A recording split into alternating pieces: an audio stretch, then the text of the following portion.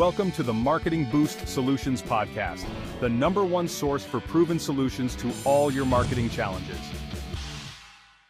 Most businesses think they have a marketing problem when what they really have is an operations problem. Because generating leads is only half the battle. The real growth happens in what your business does after the lead comes in. Today's guest, Kasandra Murray, specializes in bridging the gap between marketing and operations, helping businesses turn leads into customers and customers into repeat business with smarter systems and better alignment. If you ever felt like growth isn't matching your effort, this conversation is for you. Kasandra, welcome to the Marketing Boost Solutions Podcast.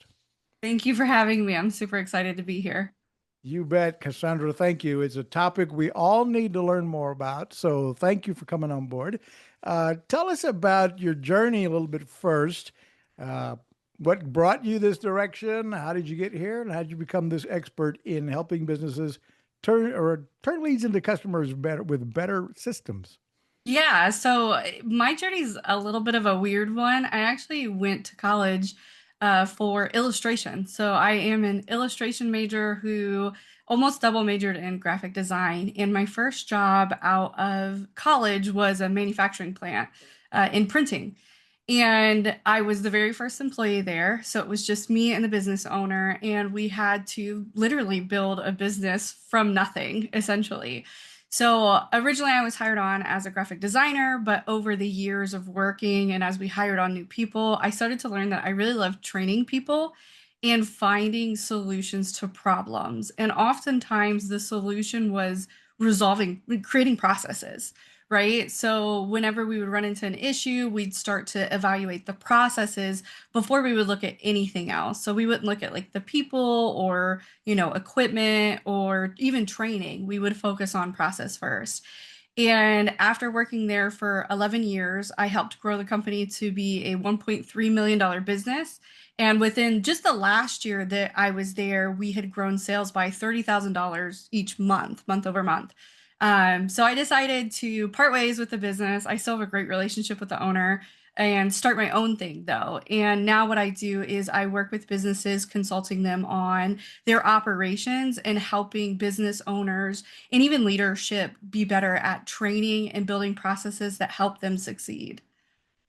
Well, that's pretty important. It reminds me of the show Marcus, the Prophet, Marcus, I forget his last name, but yeah, it's all about people, processes, and systems or something like that. He constantly talks about. Yeah. And so we all think we have the right people in place and the right processes, but an expert like you can dig in and figure out where we're going wrong in those processes. At what point did you realize that, the growth problems in business usually aren't the marketing, but the processes as you described? Yeah, so in my later years with that business, we got a little bit more into consulting, and I started to work with a construction company and really great guys, but they came in and they're like, hey, we need to double our marketing budget. They're like, we're not getting enough leads. And at the time, I think they were spending around $40,000 in like magazine advertising. That's where they spent a majority of their marketing budget. And I said, okay, before we like double that and get into other things, like let me see what your current marketing is actually doing for you. And I feel like it's a tale as old as time, but as I started to dig in and look at their call data, they weren't picking up 50% of their calls. So I went back to them and I said, listen, like we can double your marketing, but if you're not going to pick up the phone, it's not going to make a difference. You're going to feel exactly the same, just spending double the amount of money. So what I did for them instead was get them set up with a call answering service that's here locally. I went and did a ton of research for them. I, contacted 5 different services and I vetted them and I found the one that I felt best fit them.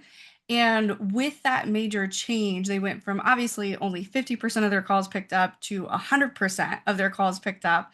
And in that year that we made that change, they went from a $1.6 million company to a $3.6 million company.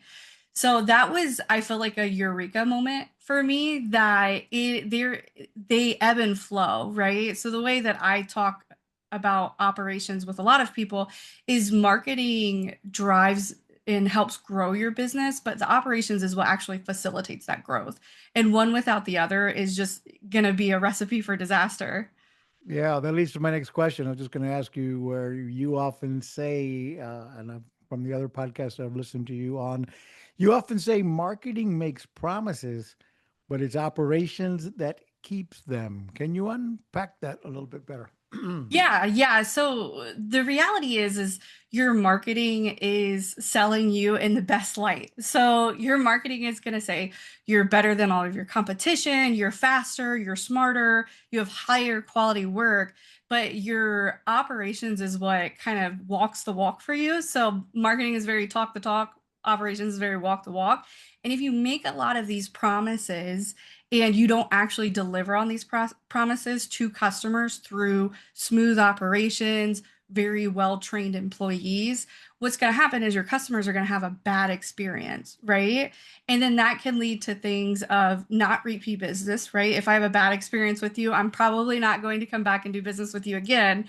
It may lead to bad reviews, which is part of the marketing effort, right? So that's going to impact how you're perceived to other people who are researching in your industry or for your services. So it's really important to not put all of your eggs in the basket of marketing. Marketing is a necessary evil to run a business, but without your operations, in the long run, your operations is more of a long-term investment. And without investing into that long term, you're just going to ruin your reputation. Well, true. So tell me, why do you think it's so rare to find someone who runs an entrepreneur, business owner, or whoever's in charge, general manager, so to speak, that why is it so rare to find someone who works across both sides of that business, both the marketing and proper setup of processes? I think that marketing oftentimes falls under kind of a more creative background. So, and sometimes sales, right?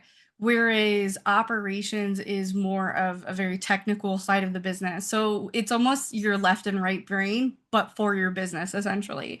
So I think people gravitate towards one more than the other. And even in my case, even though I have a creative background with my degree in illustrations, I really gravitated more towards the process side of the business. So I think that's part of it. Businesses really do treat them as separate departments that don't need to interact with each other, that don't affect each other. But I think like if you start to drill down and talk to the executors within your business, so you start to talk to your people in marketing, one of the main frustrations you hear over and over again, and I hear this a lot even with marketing firms, is that I am getting leads to the door. They're not closing, right? Or they started the closing process, but never captured them into a full-fledged customer. And then you hear kind of like the opposite thing over in the sales department or the operations side, right? We're not getting enough leads in, like the leads, aren't high quality leads. And the reality is like these two departments really depend on each other and they need to work together more. So what I want to see is more businesses starting to treat them as, not necessarily one department, but as a one full team, essentially, with two departments in it. Yeah, there's no doubt. I've been in operations where sales and marketing are at, complete enemies of each other, Yeah. arguing with each other. Sales, the leads suck, and then the marketing Yep. team is going, you guys don't know how to close the door, Exactly. And you I guys could think just close the sale every now and then, we'd be all right. But no, you oh, can't. 100%. And that's what it's funny because like being kind of someone who straddles both sides, yeah, I see and hear that all the time. And one of the Leads things, suck. yeah, exactly. Yeah, leads suck or the sales isn't closing and then Targeting the wrong people there, and some of that might be true, but yeah, you got to figure out a good balance. Folks, I've got a whole lot more questions for Kasandra when we come back. We're going to get into, again, more of segment 2 on the marketing of operations and that disconnect. We'll be right back. Don't go away.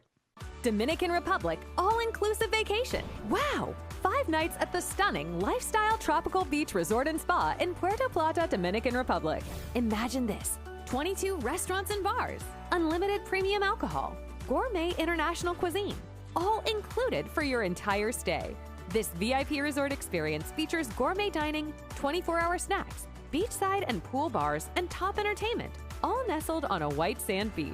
This complimentary all-inclusive offer is valued at over $1,700 and only requires 14 days advance booking, and you only need to pay hotel taxes and fees. So why not sip frozen margaritas by the ocean, dine like royalty, and make memories that last a lifetime without breaking the bank? 5-night all-inclusive vacation with unlimited meals and alcohol for up to 2 adults and 2 children 12 and under. Don't wait. Book your complimentary Dominican Republic vacation now. You just heard from Marketing Boost, and you just heard about our most popular package right now, the most popular incentive we have. It's the best value we've ever had. 5 nights, 6 days, 5 nights, all inclusive. All your meals and drinks included in Puerto Plata, Dominican Republic. Can you imagine? It almost sounds too good to be true, but you can give your clients a 5-night all-inclusive experience for taking your call to action, whatever that might be. No timeshare presentations, no hoops to jump through. It's unbelievable. But you got to check it out at marketingboost.com. So we're back here with Kasandra. Many businesses invest heavily in marketing, generating leads, and still struggle to grow. My business included sometimes. Why do brilliant marketing campaigns fall after the lead comes in the door? Yeah, I think a lot of that comes with lack of process. So I'm very big about documenting processes, and the lack of process creates levels of inconsistency. And it also feels like you're always reinventing the wheel from day to day, right? So that goes beyond just your sales team, right? Your sales team may have closed the deal, but then when they hand that off to your production portion of your business, so that may be like a customer service rep, they may be actual manual production when we talk manufacturing, those people also don't have processes. So again, it just feels like every day there's a fire to be put out. People don't have enough information. They can't find the information that they need. And building a system that allows each department to communicate and collaborate well as having processes in place to create consistency is really what drives that success, right? Because a lot of marketing campaigns are built off of ROI, right? And an ROI means that the job needs to close and be paid for before you can contribute kind of any kind of success to it, especially if that's a KPI you follow beyond just leads responding to the marketing campaign. So for me, what I see very consistently in every business that I work with is a lack of process and a lack of training. What is one of the most common disconnects or common errors you see when you're like looking at operations? What's the most common thing people are doing wrong or not doing at all? Yeah, documenting is huge. There is a lot of information that, say, leadership has, or even your most experienced employees have, that's all stuck in their head, right? And there's a lot of, I've been looking up some of the statistics, but there's a statistic out there that 20% of your employees' day is just spent trying to find information, whether that's information and documentation, or if it's trying to find a colleague that has an answer to a question that they have. 20% of their day is just trying to find information. Documentation is the number one thing I've seen. And I work with very small businesses that are, say, about $300,000 in sales a year, all the way up to a business that's over $100 million in sales. And that is a very consistent issue that I see across all boards, all sizes. Well, how big a piece is obviously automation is available today like never before, and very affordable to implement automation in today's world in business compared to what it was just a few years ago. I've been around internet marketing and sales and marketing since a long time ago. And it was previously, you needed mega investment in Microsoft technology and what have you. And today there's all kinds of CRM systems, affordable, easy to implement. In comparison to what they used to be. Other than automation, I mean, obviously everybody needs automation today, and many still don't have even that. But what beyond automation is the disconnect you're kind of referring to here?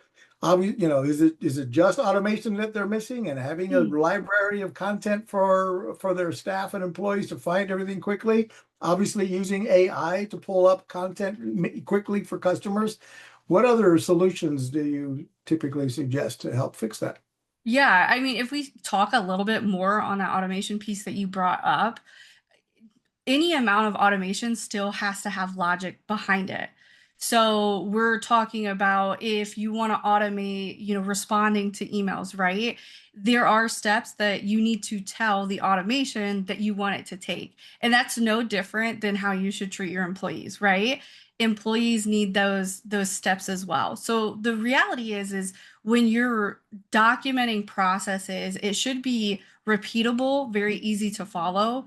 And when you create a process like that, eventually it can be automated. So at my previous company, we had a ton of processes put in place, and then we started working on full automation. And our shop, it was a print shop. So what we would get is people could place orders online, and there would be literally no human touch between the order being placed and it being printed. So the order would be processed, the payment would be processed, the customer would receive a notification saying it's in production, and then it would be dropped to our printing press where all the settings for that particular job were put into the printing press, and it would actually print the job. So there was literally, we went from having a ton of human touch points from the first order initiation all the way to the printing process to literally no human interaction.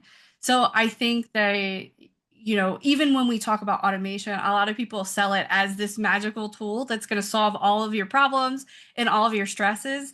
But the backbone of automation is processes, is step-by-step instructions telling the computer what you want it to do or telling the automation software what you want it to do. So what's a red flag or a warning sign when you're looking at a business when you're hired to come on board? What is some of the biggest warning signs you see that marketing and operations are misaligned? Normally, some of it comes from leadership too, right? Like, every business is always looking to make more sales and make more money. But when we talk about like misalignment between marketing and sales is when you have that combative culture. So we had kind of talked about it before where, one is complaining about the other and they don't really see how they work together, right? Even in when we talk about sales and production. So I have a couple of manufacturing clients and friends in manufacturing. And even in software, you see this a lot where the sales rep almost oversells the product. So they say the product can do X, Y, Z, and then when it actually goes to production is like, that is not possible. We can't do that. So those red flags are when you kind of hear those issues from department to department, and we feel like they are isolated almost. So each department is operating on its own island and not working together. And I go back to leadership on this because that means that there is some disconnect between the leadership's vision and the business objectives and what every team is doing on their own, right? And it's not bad intent. I think every department intent is to obviously help the business grow. People want to make money, right? They want to have a job tomorrow. So they're not there to like, destroy the business from inside out. It's just a misalignment of how do we do that, right? How do we accomplish that? And how do we work together to accomplish that versus kind of making every department that's not your department an enemy? So in the background, I see your Unlucky Umbrella, and I think you said earlier that this was your business, right? You launched Unlucky Umbrella. Yes. Yeah. Okay. And how long ago did you do that? How long ago did you open that business? I started in late 2024. So last year was my first year, like full year in business. Congratulations. I love to hear stories of young entrepreneurs. So tell me first about the name. What does Unlucky Umbrella mean and mean to your clients? And then I'll get a couple more questions about that. Yeah. So the name actually kind of comes from my college years. I had built a brand, and typically, when you build a brand for a business, especially in the creative world, it's normally your name. And I wanted to do something that was a little bit more creative. And there's a lot of stuff out there that if you name your business after yourself, you become part of it. It's a lot harder to sell in the long run. So this is very like long run, trying to think ahead on selling the business. But with Unlucky Umbrella, I've always had bad luck. I just have a lot of like crazy things that have happened to me, specifically my senior year of college. My apartment had burned down at that point, and a few weeks later, I got in a major car accident that totaled my car. And I wanted to build the brand to talk about that it doesn't matter how lucky you are, as long as you have a strategy, you will always land on top. And that's what I've kind of found with myself is, I have a plan A, B, C, D. That way, if something does go wrong, I have strategies in place to make sure that there is no total and, ultimate failure. Now that's a pretty cool and unique story. You have found yourself to feel unlucky. I've had this, I've had that, I had the car accident, I totaled it. This. I'm going to build a business and I'm going to flip that umbrella upside down. We're the Unlucky Umbrella Studio, but with the idea that we're going to teach you how to, we're going to build businesses successful, regardless of whether you have good luck or not. And I have to tell you, I've always felt that in business, it is a matter of a little bit of luck, right? It's a combination. Luck helps. It does definitely help. But if you don't have it. And the harder you work and the more you plan and the more you prepare, that, it just seems like the luckier you get. But a little sprinkling of luck from the universe, from the gods above, whatever, can go a long way. Yes. But this is cool. I like that. In other words, don't build your business where you don't rely on luck, and you're going to obviously get there a little easier. So we're on your website. What would you like us to point out here? If you're looking at us on YouTube or Rumble, we're sharing her website, unluckyumbrella.com. Yes. So on the website, my news and info section, that's where I'm doing a lot of like writing about processes and things like that. And if you scroll down, there should be one that's specifically about the process improvement funnel. So it might be a couple of like blog posts down. But I also talk about like hiring employees and how you can make sure somebody fits your business. And yeah, it's a little ways done. You might want to go a little bit further. There it is. It's the one with the girl, and it says operations improvement funnel. One a little bit lower. There it is. Yes, that one. So the operations improvement funnel is something that I've been developing over the few years, and it was something that I developed with the previous owner that I had worked with. And the way that this particular article goes into detail on how it works is a lot of businesses, when they run into issues, they focus on the individual before they focus on anything else. And that's kind of upside down. That's not how I recommend solving problems within your business. So say, a order doesn't get out, right? Like say you do retail sales and you get an order and it doesn't make it out on time, so that it's late and now you're having to deal with the customer. A lot of people will go to the individual and say, like, why didn't you ship that order? What did you do wrong? How can you be better? What's going on? Instead of going and looking at the process first and saying, okay, what is our shipping process? How do we ship orders? How do we get them in? How do we let the person who's doing the shipping know that they need to be shipped out? And what I have found is when you tackle processes first, 95% of business problems are in processes. It's not people. And that kind of goes back to what I was saying earlier. People are trying to do a good job. People want to be good at the jobs that they do. But when you don't give them good tools to work with, you're going to get mixed results and make your employees unhappy. Strong points. So folks, the links to this website are in the show notes below. You can get there in a moment, but don't go away. We're going to be right back with Kasandra in a moment, and we're going to talk about the human side of systems. We'll be right back. Don't go away.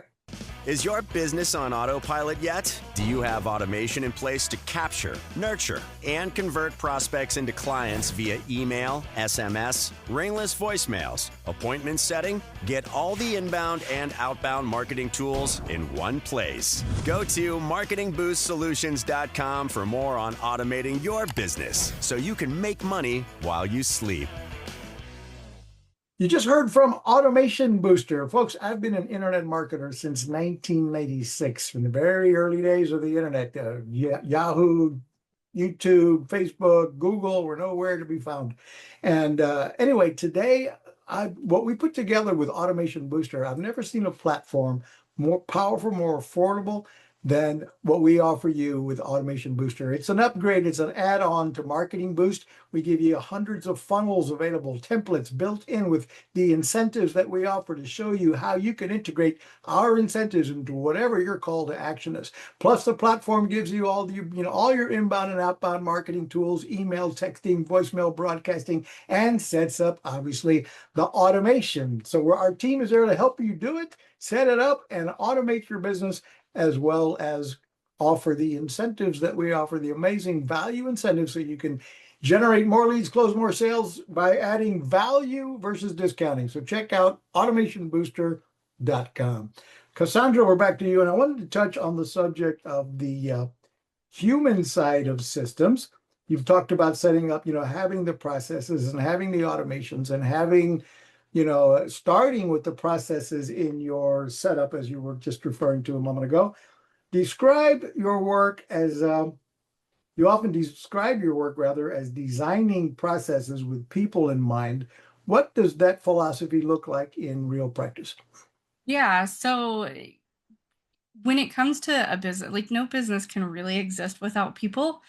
And it's really important that your business takes into account that humans are humans and sometimes they're going to take shortcuts. So I'm actually from Ohio, and there's the Ohio State campus. And if you look at the Ohio State campus, it has a crazy sidewalk. So it's got all these zigzagging paths that cross over each other. And the history behind that is they had made straight paths to all the different, buildings and dorms and things like that. But kids were just cutting the lawn, right? So they were cutting across the lawn and they were actually creating these natural paths. And what I've learned from that is like the same thing happens in business, right? Like people are going to find ways to shorten a process or shorten the way that they do work and make it easier. That's the innate nature of being human. So when you are building a business, it's really important to take into account how people behave and use that to your advantage. So, and one of the ways I do that is one, by first hiring the right people. And it's really important. You see a lot of people talk about hiring for cultural fit and what does that look like? For me, I'm looking for people who can have a good conversation within a team, right? And can work within a team environment. So, a lot of the interview questions that I recommend to the business owners and hirers and leaderships that I work with are questions regarding, tell me about your current team that you work with, right? Tell me about, a situation where one of your coworkers made a mistake. How did you handle that? And what we're looking for is how does that person talk about other people when they're not in the room? And you will learn very quickly if a person is a team player with those types of questions. And one of my favorite quotes is, I can teach you a process, a procedure, a program, or even a piece of equipment. I can't teach you to not be a jerk. That's a lot harder to teach. So when we talk about building your business, it's important to hire the right people, right? And people that are going to work together. But it's also important to take into account the human element and to use that to your advantage instead of trying to resist the fact that humans are going to try to find easier ways to do their jobs. So you've been in business since 24, you got all 24, 25, now 26. I kind of want to back up and hear your human side of what has been one of your worst experiences so far as an entrepreneur, your biggest worry, what kept you up at night when you launched this? Was there a moment you regretted it? I kind of want to hear the you're down and out, but you pulled back up, you crawled back out, or what have you. So inspire others that are considering launching their own business, or they're in business and they're at a point where they're wondering, did I do the right thing? Tell us about the struggle a little bit, your personal struggle with Unlucky Umbrella. Yeah, honestly, the earliest parts of starting a business is literally the scariest parts. Because I started business with really only one customer following me into that business. And it was definitely not enough revenue to sustain me as just even a person, let alone sustain the business. And I think that was really the scariest part is, yeah, I had savings and I used that savings to help fund the business in the beginning. But as the savings started to dwindle, there's that like realization of like, how the heck am I going to pay for this? And I still joke about it that when I started the business, I was like, yeah, I'll be working for somebody else within a year, right? That was kind of my mentality going into the business. But through networking, which has been one of the most useful tools that I've had, is reaching out to my network and trying to find leads that way. I had a really good opportunity, and I sent the proposal, and I was like, there's no way this person's gonna pay for it. Like, I'm gonna be job hunting here in a couple of weeks. And without a second guessing, they were like, yeah, let's go. Like, let's get started. And that momentum of like that doubting yourself, but then seeing somebody else believe in you and believe in what you do as a business owner and what you have to offer really like adds so much value, right? And it gave me like a ton more momentum and made me way more excited that like I can't do this. Like this isn't just a temporary thing between, my previous job and maybe my future job. This is something that I can truly build out and make something of it. And that's where, I joke about how unlucky I am, but I have now learned to trust myself. Like if I'm involved, it's going to go well. It's going to succeed. And having that mentality is so necessary if you're going to run a business.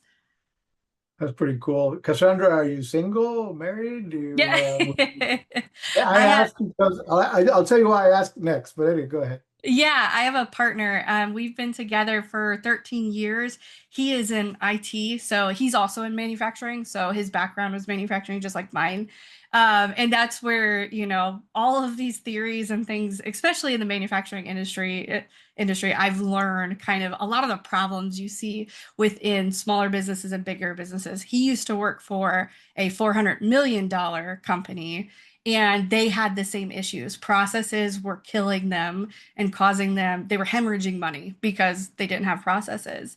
So it's just, I was in a small $1 million company. So yeah, we've been together for 13 years Awesome. as of January.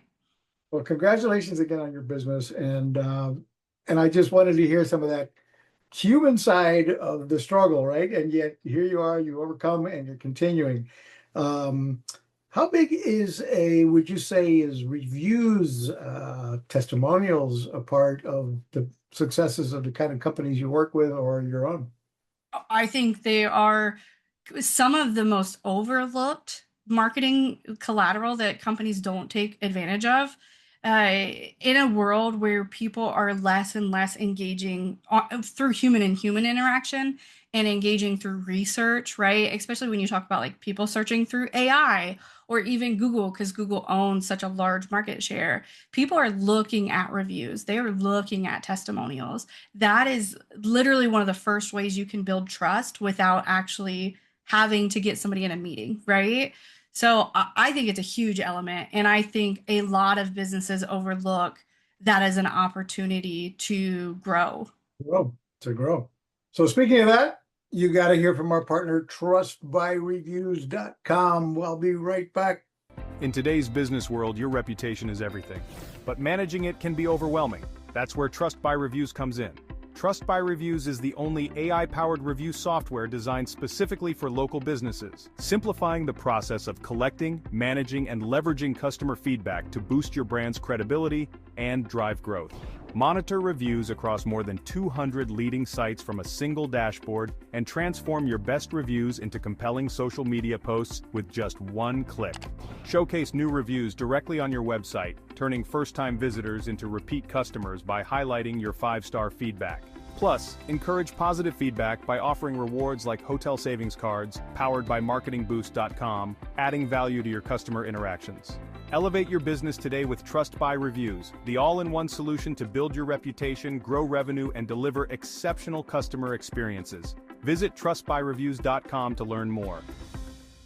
I'm excited about our last sponsor because it's my company. We recently launched, or we're launching any day now here. Our grand opening is really tomorrow, and we're offering this. So stay tuned, depending upon when you see this recording. But anyway, trustbyreviews.com is the platform that we've recently built to help business owners create and rather generate a constant flow of new reviews and testimonials. And the biggest part we do is we've created a mediation window. So if you're a business doing any high volume, you're going to get a negative review every now and then. And the bad part about that, they live on the internet forever. So our platform, when you get a negative review, 1 or 2 star review feedback, we're going to give you a 72-hour mediation window to work with that client and try to fix or solve the problem before that review goes public. And give you a chance to fix it, resolve it one way or the other. You need that positive and negative feedback. But if it is a positive review, 3, 4, or 5 star, we're going to help your customer. We're going to reward them with the marketing boost perks and incentives and encourage them to publish that positive feedback on multiple third-party reviews. We're going to help guide that customer wherever you need the positive reviews. Ask the next 10 customers to post on Better Business Bureau, on Google, on Facebook, on Yelp, on Trustpilot. So our platform helps you push every happy customer onto multiple third-party review sites, all in one or in a few clicks, and encourage them with additional rewards to do so. So check out trustbyreviews.com. It's a powerful system to help you generate an unlimited, constant flow of new 3, 4, 5 star reviews you'll be blown away at what reviews will help you, how you'll help you leverage that into more and more transactions. Back with Kasandra here. Kasandra, Operations Improvement Funnel. You've created something called Operations Improvement Funnel. What is it and how does it work? Yeah, so the operations improvement funnel, it has 4 stages to it. And the first one is processes. The second is That's what we were talking about a moment yeah. ago with the podcast. Yeah, I missed that. Okay. So then actionable takeaways. Let's move into that. What is one of the biggest mistakes, or what's one of the mindset shifts you wish every business owner would make about growth? I think I would like to see business owners understand that employee happiness can impact your ability to grow as a business and be successful as a business. And employee happiness is directly tied to reducing their stress. And there's tons of ways to do that. And it's not always monetary, right? Like you don't need to necessarily pay employees more, but if you make going to work more enjoyable, that is also another way to make your employees very happy with not necessarily making a huge investment. So what's one takeaway? We're coming up on the end of the show here pretty soon. What's one takeaway, if somebody were to take anything from this episode and implement, what would you suggest that? I would say the biggest takeaway is to start documenting your processes, start documenting how your business runs and how it functions so that you can then repurpose all of that stuff for training and reduce the day-to-day chaos that you might be dealing with. And how exactly do they do that when you say documented? You like build out a model like that, put in all the pieces and information that should be in that flow. How do you typically ask or do it for a customer? Yeah, so normally we find like a tool that helps with the documentation, and there's tons of free software out there. If you're on the Microsoft platform, you have like OneNote is a really good tool. Microsoft Loop is a really good tool. If you're not on the Microsoft platform, you can easily still do this type of documentation in, say, like a Google Doc. But really, what's important is to get stuff out of your head, out of all these different areas, and into one single location that is easy for you and your team to search. So that would be like the biggest actionable item, and keeping it simple. So start simple, don't go crazy and try to document your most complicated process. Just document the easy stuff first. And once you get comfortable, then start to document the more difficult stuff. There is another statistic out there that processes alone can help increase your productivity about 30%. So making a process can make huge waves on just the quality of life in the day-to-day on your business. Sounds like I need more processes. Cassandra, What exactly does Unlucky Umbrella do? What do you do for clients? And then what kind of clients are you looking for? Who is your avatar? Yeah, so we are a mix between a marketing and operations consultant firm.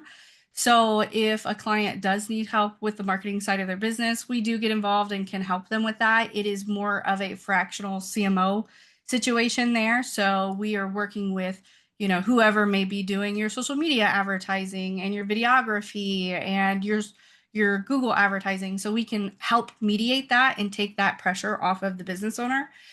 On the operations side, we do an audit. So we will sit down with you and we will sit down specifically with some of your employees and your leadership and try to figure out what in your day to day that's causing so much stress for you and as leaders and for your employees.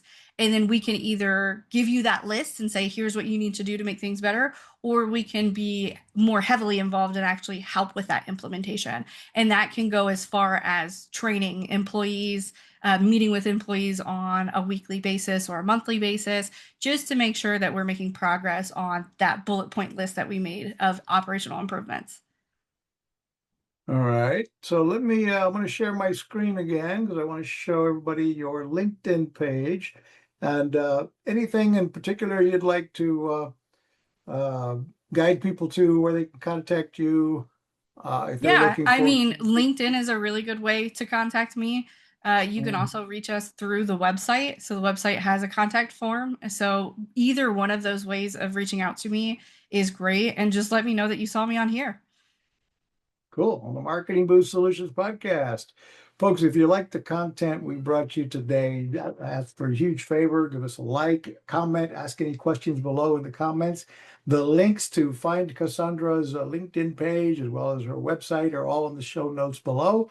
And I want to remind you again, if you're in business for yourself and you're looking for ways to wow, surprise, and delight your clients, we make giving rewards to your clients perks, building a loyalty program incredibly affordable.